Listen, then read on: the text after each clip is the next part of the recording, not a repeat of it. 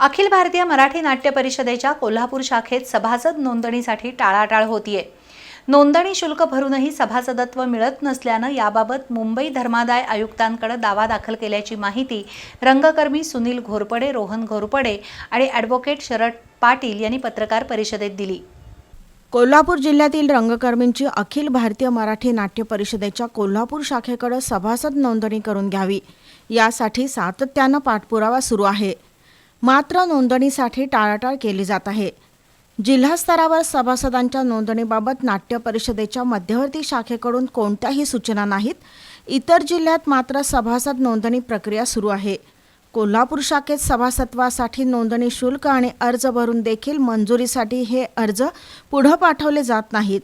त्यामुळे निकषात बसूनही 500 पेक्षा अधिक रंगकर्मींना अखिल भारतीय मराठी नाट्य परिषदेच्या सभासत्वापासून वंचित राहावं लागतंय। गेल्या 5 वर्षापासून याबाबत प्रतिसाद मिळत नाही।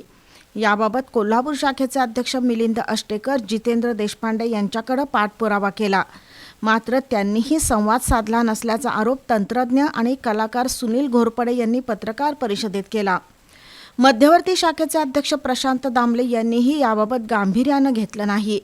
त्यामुळे मुंबई धर्मादाय आयुक्तांकडे दावा दाखल केल्याचं घोरपडे यांनी सांगितलं।